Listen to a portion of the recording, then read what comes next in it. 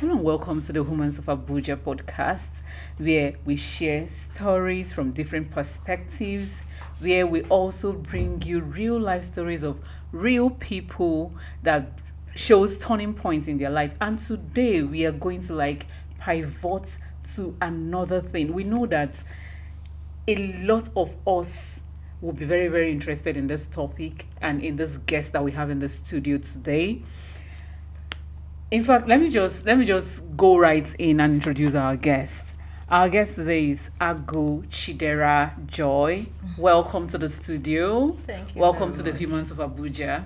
Thank You know, like I was telling you off camera that pictures do not do justice to you. Like seeing you live, we've been friends online for like up to 3-4 years, and this is the since first time. the Gage time, that's when we've been friends. Wow, so so that's almost 10 years, and this is the first time I'm seeing you live. Welcome. I'm glad to be here. Welcome to the Humans of Abuja.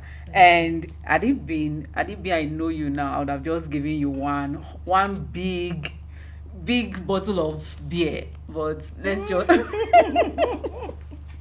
okay. I don't do alcohol. You don't do alcohol. Now, talking about alcohol and the topic we have today, we want to talk about renal impairment. We want to talk about how our lifestyles affect our kidneys. And we know that alcohol is in fact, it comes topmost when we talk about renal impairment, kidney failure. But before we delve into that, let me introduce Joy properly. Agu Chidera Joy, she's a nursing officer with 7 years cognate experience. She's a general practitioner, and we are very sure that she is an authority in what we want to talk about. That's why we brought her to the studio. So over to you, Joy. Lifestyle and kidney, how do they correlate? Well, they are quite synonymous.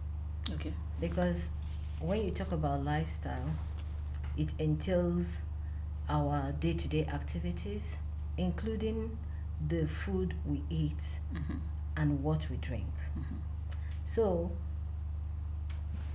you cannot remove one from the other, because as a human being, as you're functioning, you must be eating and drinking something to sustain life. So what you're saying in essence is that as we are trying to sustain ourselves, we are trying to live long, we may actually be impacting our health negatively. Definitely.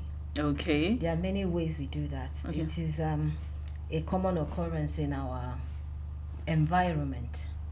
You find some of our men, when they go out to hustle, businesses, they feel that the best way to relax after the day's stress is over a bottle of beer.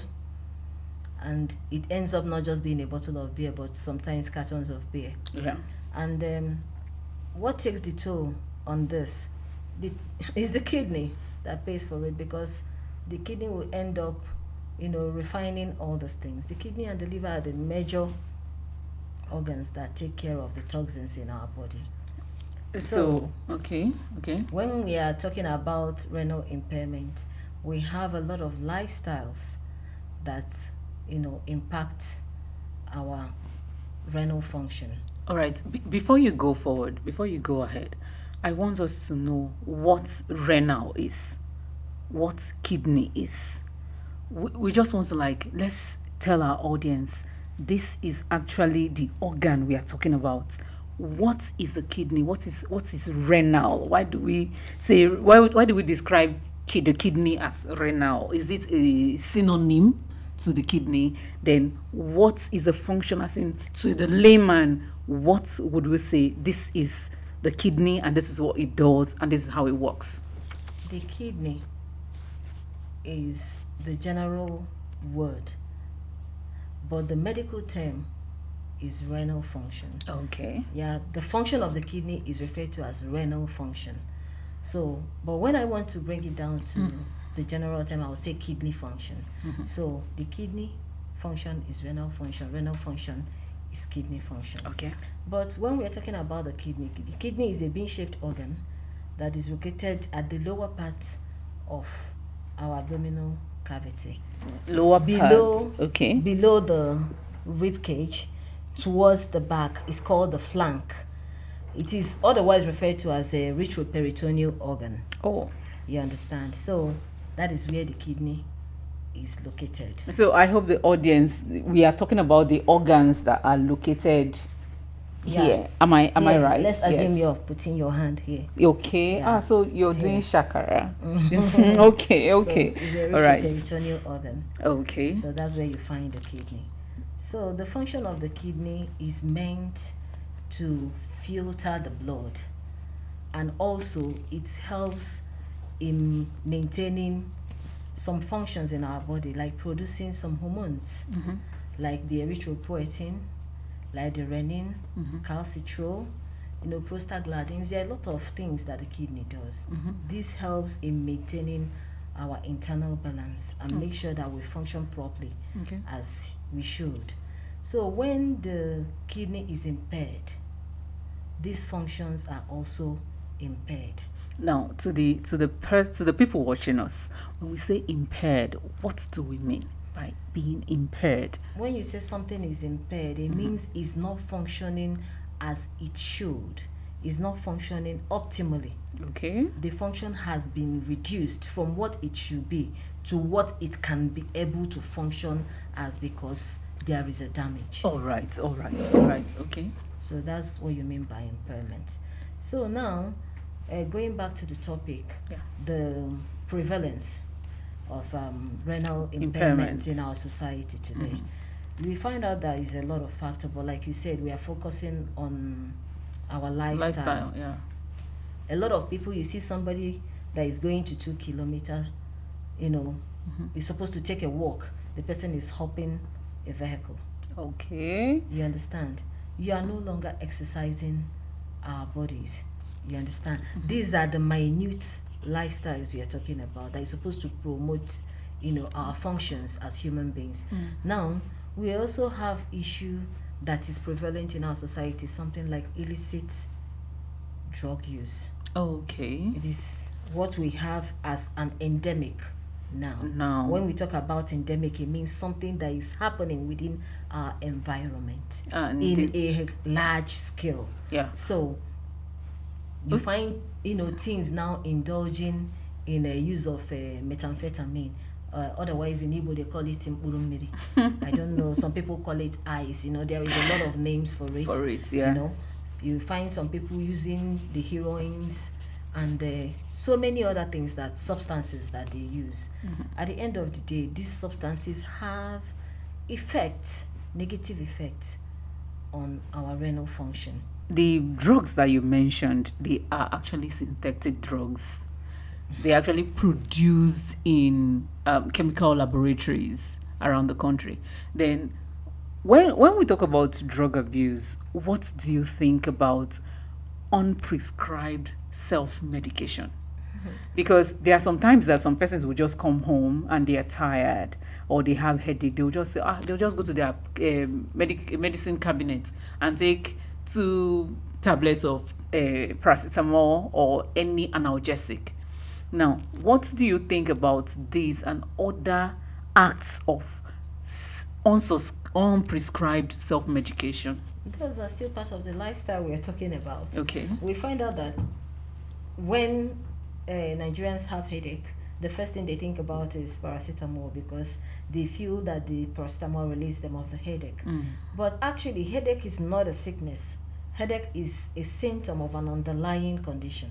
So what you should be seeking is to resolve whatsoever that is causing the headache, and not for you to subdue the headache. So you find out some people go as much as taking up to 3-4 doses of acetaminophen. That's the chemical name for paracetamol. Okay. You understand? So they take acetaminophen, unprescribed. They take it, randomly. And at the end of the day, the toxicity of acetaminophen is not a drug that you just take and, it goes out of the system. The toxicity is around 72 hours, 48 to 72 hours. So you can imagine that you're taking it and before you just took, and you're not giving your system enough time to eliminate. You call Yeah. it elimination, to eliminate the yeah. toxins, and you are loading up another one. At the end of the day, the kidney is going to suffer for it. So let's take for instance, probably I'm on a job and every time I come home in the evening, I'm very, very, very tired, and every evening I take two the tablets of paracetamol. So which means everything compounds and ups the toxicity in my system. Exactly. The main thing is that it's not, most of the drugs we take are referred to as medical poisons, not because they're actually intended to be poisons to you, but because they have the toxins that also constitutes it. You understand? It constitutes some toxins too that your body is meant to eliminate. So when a health professional, the doctors who are the prescribers, are prescribing medication for you, before any prescription is made, they are weighing the advantage over the disadvantage at the point in time of prescription, the need to administer. You understand? So that is why when you're sick, you're advised to go to, an accredited health institution, whereby you get professional intervention. You don't self-medicate because you don't know exactly what you should take and what you should not take. I've had situations whereby someone came back and said, "Hi, I just finished taking that drug that man prescribed for me. That man, he knows how to prescribe drug, blah blah blah." In our local parlance, all my case on a mix So I was like, let me see what he gave you. Oh God. There was ibuprofen, there was diclofenac, there was paracetamol. These 3 drugs at least I could remember. And that one is overdose. Ibuprofen, diclofenac are in the group of drugs we call NSAIDs, non-steroidal anti-inflammatory drugs. These drugs already by their nature has negative impact on our renal function. It doesn't mean we won't take it, but we watch how we take it, and we watch what's the need before it is prescribed. It's not something you should take randomly. Same thing with the toxicity of acetaminophen. Now you take, why won't it work? It will work, but don't ask me what effect it will have on your renal function. So these are the reason why you need to go to the right persons when you are feeling ill, you are not in your optimal state of health. You seek professional intervention. You don't self-medicate. So, and this self-medication has become a part of our lifestyle here in Nigeria. We feel that we are always on the go and pursuing something, but when eventually you are down, you find yourself at the hospital and you want the doctor to perform miracle. You want the nurses to perform miracle. The pressure is, I don't know what this doctor is doing. I don't know what these nurses are doing here. But the problem is that your health has deteriorated so badly before you came to the hospital. You did not get to the hospital at the time you should get to the hospital. And when one thing starts, it propels another and another, because our body is a complex whole. So once you notice that you are feeling low, you should go and see a professional. Wow. This is really eye-opening. This is really enlightening. This is just like a lifestyle class. Now let's go back to lifestyles. Let's go back to our daily lifestyle. We eat, like we rightly said earlier. We drink, we use, we bathe, we just take care of our system. You understand? Our body topically and also inwards. Now, what do you think? Do you think that there are regular meals or regular food or a particular ingredient that is in our everyday meals or everyday creams or everyday hair care products, something that you think that the people watching it or Nigerians should try to, like, if they can't avoid it, but use it minimally, eat it minimally, drink it minimally? The standard for maintaining health is balance. You understand? Anything you take in excess is already a danger to yourself. Okay. So when you're talking about renal health, end product of protein is ammonia. Excessive protein means excessive ammonia, and it will have an impact on the kidney. That's number one. Some of the drinks we take, some people will tell you they want to take some drinks to have energy. Did you take time to go through the ingredients that make up this energy drinks we take? Most times we don't. So when you take this energy drink today, you take it tomorrow, you take it next tomorrow, it's definitely going to have impact on your renal function, on your body, on your system. It doesn't mean that these things are, made to harm us, but it's for us to regulate the intake, how we take them, in order to strike this balance. Then when we're talking about the topical use, maybe our beauty regimen and all that. Well, I'm sorry to organic people. Only you people know what you mix. And you find some Gen Z's mother, the people that are adolescents now, I think alphas. Yeah. So some Gen Z's are becoming parents, becoming mothers now. Some Gen Z generation mothers, you find out that they want their kids to glow. Thank you for that word. They want them to be glowing, so they buy all sorts, even creams that are specifically written not to be used for children under 12. Under a specific age, Under a specific age. You find them using it because they want the baby to be fair, they want the baby's skin to glow, and they forget that whatsoever will apply topically seeps through the capillaries, seeps through the skin. That's why topical application is one of the routes of drug administration. So at the end of the day, you find out that we are having, little kids suffering from acute renal impairment. Wow. You understand? Wow. So there are a lot of factors in our lifestyle that affect. You find out some mothers, they find out they are pregnant, they don't go to enroll for maternity. You understand? We call it a prenatal. I was actually coming to women health. You said off camera, you said something about our needing to have a balance, especially when it comes to probably our PCV level. And you know that women, we lose blood every month. Every woman that is of childbearing age, that's cohort of women, we lose blood every day. Now, women health and renal failure, how is it intertwined? Well, women health and renal failure, you can correlate them depending on certain conditions. The amount of blood we lose when we have our menstrual cycles are not enough to constitute danger to our renal function.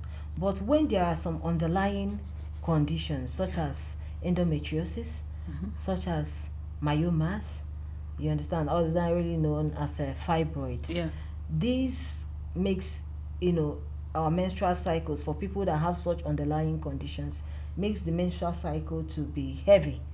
You understand? So when you have this heavy periods, you tend to lose more blood. So what do you do in this case? You're supposed to seek professional help to make sure that these underlying conditions are resolved before it leads to impairment. It's not something you manage because it is a risk factor of this renal impairment you're talking about. So for a woman that is already you're losing blood, you already have myomas or endometriosis, and you still probably go ahead with local herbs, because some persons will tell you that they don't have the funds for medical diagnosis and treatment, so they just go the way of local herbs or local treatments. What do you think about that?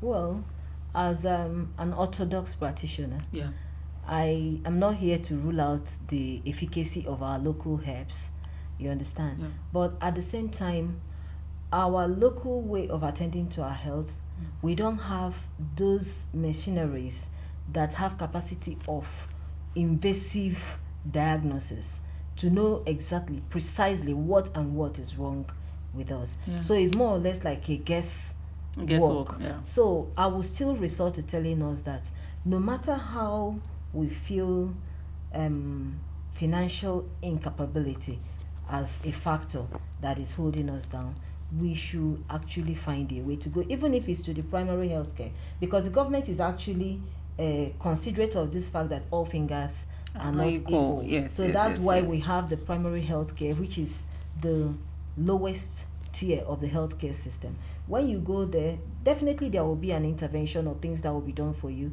When you are not able to get the help you need there, they will refer you. There's a referral system, you understand, to the secondary.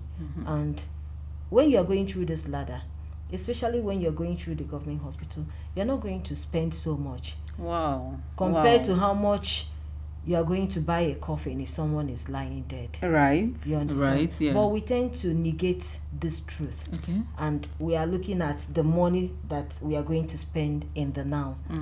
You understand? But our health is our wealth. So there is nothing we can compare to it. You're very correct. You're very correct. Health is wealth.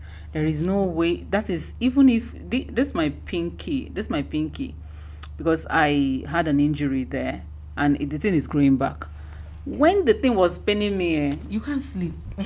You just can't do anything. It's so, you just know that any small member of your body that goes, if anything goes wrong with any small member of your body, the whole body That's why I said suffers it's a from complex it. whole. Yes. It's a Yeah, complex exactly. So now, renal health and male health, renal impairment and male health.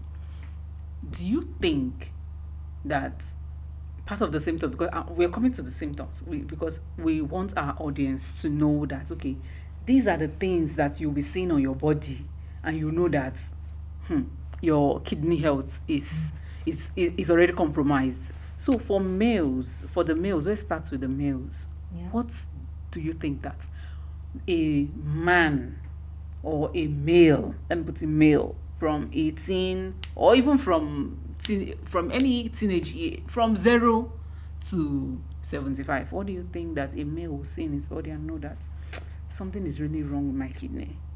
What I'm coming at is, do renal impairment, does it have any correlation to the sexual health of a man? Well, when you are talking about sexually active individuals, narrow it down to either male or female. Okay. There will always be a relationship between every action we do with our body to every other part of our body. Now, let's relate it to our renal function. Okay. There is a condition under renal function that is known as pyelonephritis. You understand? Which is an inflammation. You understand? Within the kidney. It is often caused as a result of ascending infection. Most time UTI. You understand? Now, when you're talking about men, you know that they have one orifice.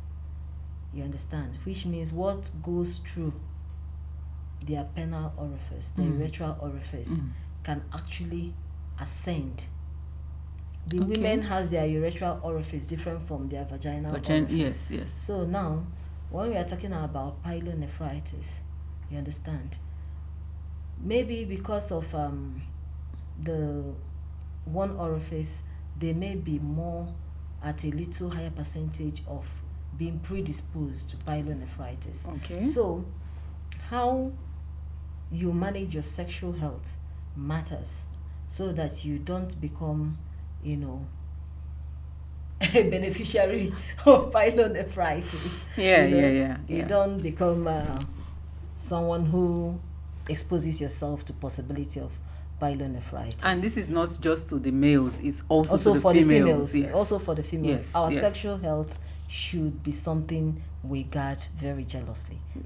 Something we guard very jealously, because apart from that, when you expose yourself and you get something like HIV, which is something that compromises your immune system, the attendant drug you take trying to stay healthy has its effects on renal function On too. renal functions. So over time, you may see people who have, this immunocompromised diseases. You understand, viral infection, coming down with renal impairment because of long use of some certain drugs that are meant to take care of these conditions. Yeah, you're right. So another thing that is part of our lifestyle I tend to forget is we are often encouraged to take water. Oh, yes. Hydration. Yes. There is nothing like hydration. Hydration helps our kidney to function optimally. It helps our kidney to function optimally. Why it helps our kidney to function optimally is something, let me bring it down, let me narrow it down. For women who are in the kitchen, men also have an idea of the kitchen, so you can relate with me. Or, exactly. The mechanics who do some changing of oil can also relate. Within the kidney, the functional unit of the kidney is the nephrons. We have a lot of nephrons, said to be about 1 million. It could be a less, depending on age and other factors, that may influence the number. So these are the functional units of the kidney. And what supplies the kidney is the renal artery. When this renal artery enters into the kidney, within the cortex and the medulla, these nephrons are there for it to filtrate our blood. You understand? A part of this renal artery, the afferent arteriole, brings in blood into the glomerulus. We call it the Bowman's capsule. It's a mesh of capillaries. Just like the filter. That's why I said the women in the kitchen. Just like the filter. That, when you are filtering water that doesn't have any content, the speed which it flows out through. It's not the same when you are filtering something like a thickener. That's true. That you liquefy. You're right. Because of the viscosity, it doesn't pass through at the same flow rate. Yes. So now, when the afferent brings in the blood for filtration, the fluid, the blood passes through this mesh of capillaries for filtration. You understand? And it enters into the distant tubules. You understand? As it's entering, there is something called selective reabsorption, whereby some needed nutrients that passed, like vitamins, like amino acids and all that, that pass through the tubule, reabsorbs them because the body needs it to make sure there is no loss. Now, the efferent will carry out the ones that is not needed in the body to the urethra and out.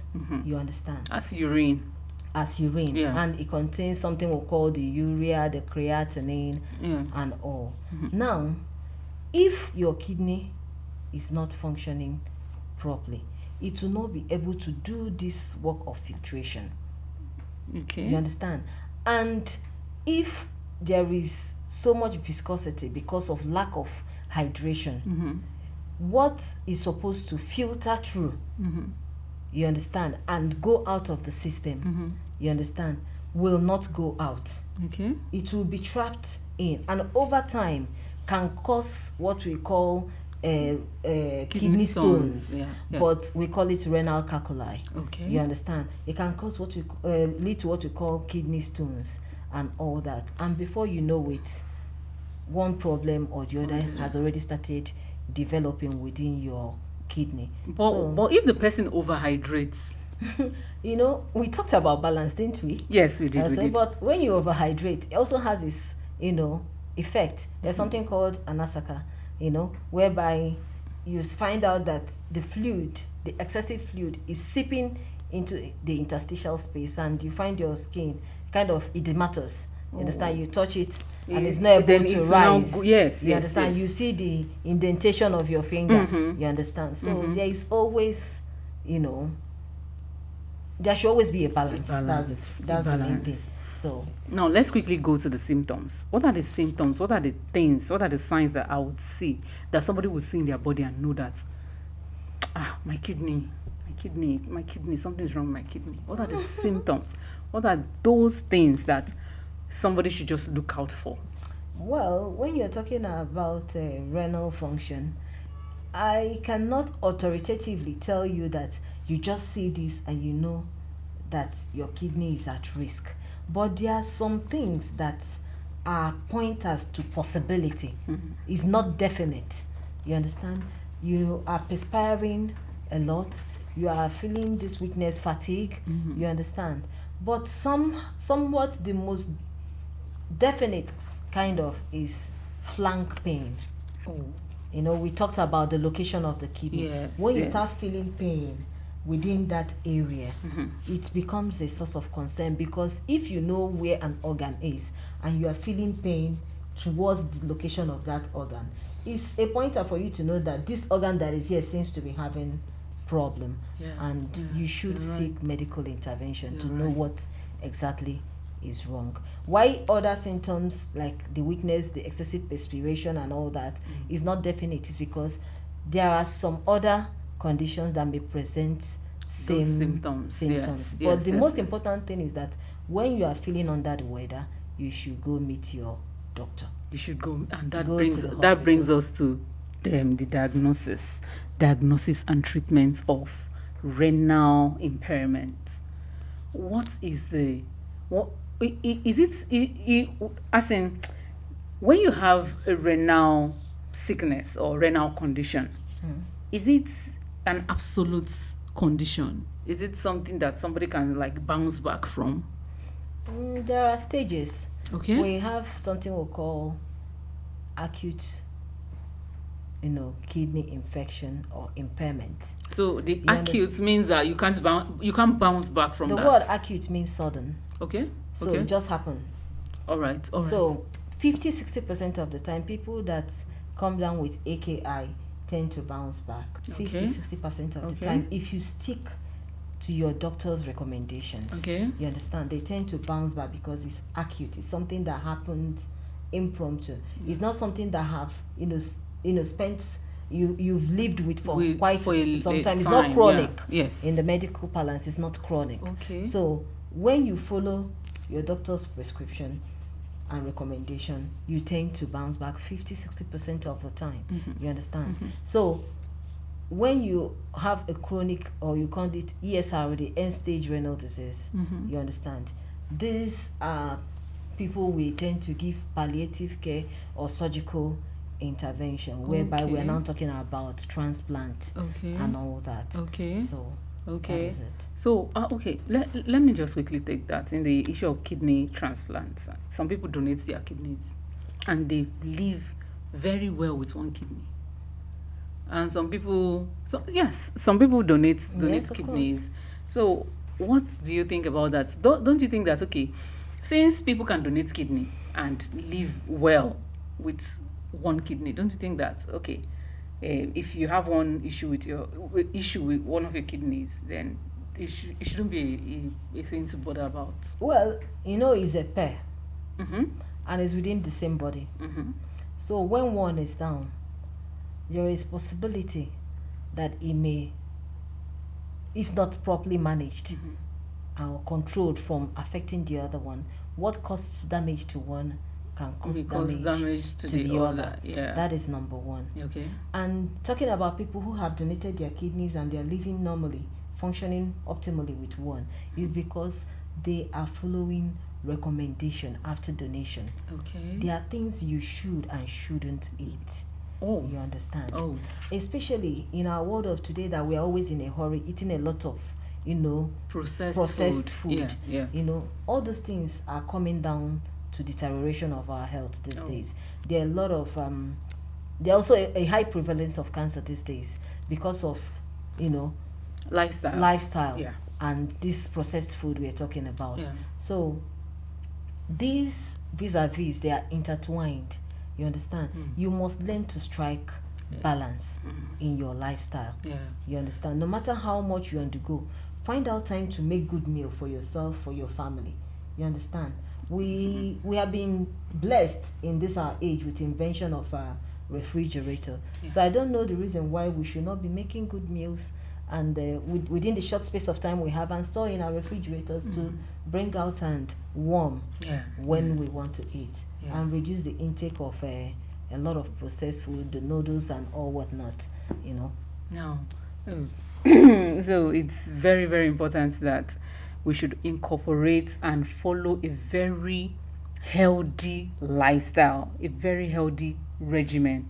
Because at the end of the day, you see that if you don't take care of yourself today, tomorrow, that's money that you're like saving, you will use it to take care of yourself. So health is wealth, and what we do, the lifestyle we carry out like daily, it compounds. So it's either it compounds positively for us or negatively. Exactly. Now you also this lifestyle thing, I want to mention, a lot of us wear waist trainers because we want to have flat tummy, and sometimes, and you rightly said that our kidneys are here. So the waist trainers does not impact on the kidney. It does. Oh, It does, because it is reducing the blood flow okay. to this organ. Okay. And over time, the organ can decide to pack up because it's not receiving enough blood supply for it to stay alive. In as much as it is facing, it is an organ meant to filtrate. Mm-hmm. It needs to be supplied blood to perform its function.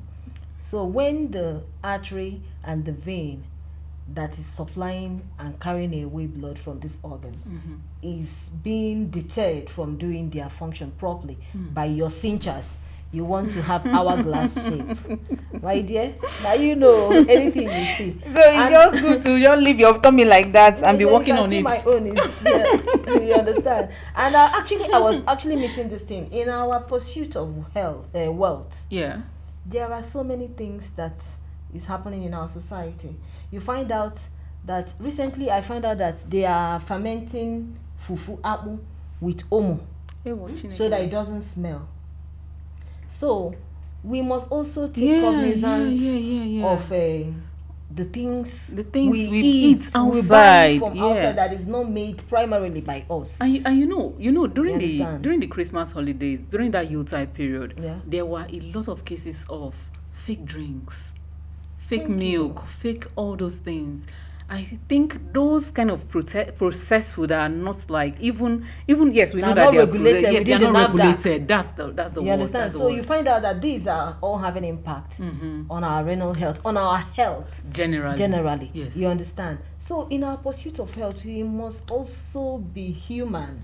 We must wear human face. Yeah. You understand? In our pursuit of health, that thing you will not want your family member or yourself to eat. You are not supposed to give it out to the public. Okay. You're not supposed to give it out, because I don't understand how you will ferment fufu with omo and jik. And fufu is what like people in the village, like people that are. I will not take it so much down to the village, because at least you find out that in the villages, mothers still make their own fufus and all that. But in our urban cities, we're always on the go. You just buy the one that is already made and you are headed home and all that. And even when you say eat fruits, drink water, sometimes you don't know where those waters are coming from. And sometimes those fruits, you don't know how they are ripened. In my house, what I drink is water board. Okay. And I have a filter. Okay. That I make sure I filter it, because at least I know it's treated. Yeah. You understand? So waterboard is treated. Yes, I know it's treated. And I noticed that since I started taking it, I've not been going under the rot of salmonella typhoid, as we always call it. Yeah. You understand? So I am actually recommending that if you cannot afford distilled or whatever water you feel that can be as pure as it can be, go for your water boards. They are actually good. They are good. And you filter it. I've not had typhoid for quite some time since I started taking water board. So you also have this issue of our men that goes to beer parlor to eat pepper soup. Some of our pepper soup cookers are the chefs. Yeah. They cook the meat to tenderize the meat with paracetamol. Oh. I learned they tenderize the meat these days with paracetamol. And these things, you are trying to run away from the risk here. You are finding it here. So the best thing you can do is try to be cautious as much as you can be. You understand? Be cautious as much as you can be. The time we are living in is quite a hard one to be safe, but we must try to be safe. Yes, exactly. So we must strive to be safe. Exactly so. Thank you so much, Nurse.